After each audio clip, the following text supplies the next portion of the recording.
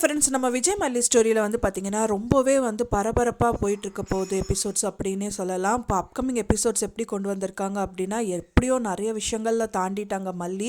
எப்படியா தப்பிச்சு பொழைச்சி இந்த விஷயங்கள், அதாவது இந்த தாலி பிரித்து கோக்கிற ஃபங்க்ஷன் நல்லபடியாக நடக்கும் நம்ம நினச்சிட்டு இருந்தோம்.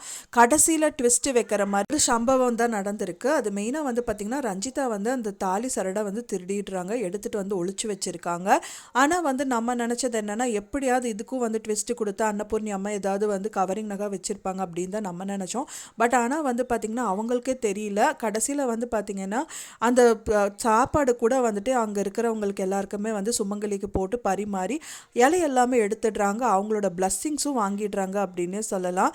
ஸோ இந்த மாதிரி சாமிக்கு வச்சது எனக்கு படையெல்லாம் வச்சது வந்து எங்களுக்கு கொடுத்ததுக்கு நாங்கள் புண்ணியம் பண்ணியிருக்கணும், நீங்கள் நல்லா இருப்பீங்கன்னு சொல்லிட்டு அவங்க சுமங்கலி எல்லாமே வாழ்த்திடுறாங்க.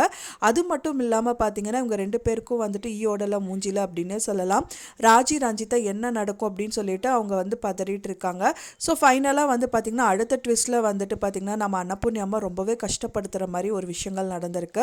அவங்க ஐயர் சொல்கிறாங்க, அவங்க எங்கே அவங்க அந்த வீட்டுக்கார அம்மாவோட ஹஸ்பண்ட் எங்கே அப்படிங்கிற மாதிரி கேட்குறாங்க. சரி, அன்னபூர்ணி அம்மா அந்த தாலியில் மாட்டுறதுக்கான வந்துட்டு காசு, அப்புறம் வந்துட்டு அந்த பாசி மணி எல்லாமே கொடுங்க, வேறு என்னென்னலாம் வச்சுருக்கீங்களோ அதெல்லாம் கொடுங்க, அது வந்து கோர்க்கணும் அப்படிங்கிற மாதிரி சொல்கிறாங்க. கரெக்டாக வந்து பார்த்திங்கன்னா அன்னபூர்ணி அம்மா பேகை வந்து அப்போ தான் செக் பண்ணுறாங்க. பார்த்தா வந்துட்டு அவங்க மிஸ் ஆகிருக்கு அந்த அவங்க கொண்டு வந்த திங்ஸ் எல்லாம் அப்படின்னே சொல்லலாம். ஸோ இந்த மாதிரி ரொம்ப பதட்டத்தில் தான் வந்துட்டு அதை பார்த்துட்ருக்காங்க.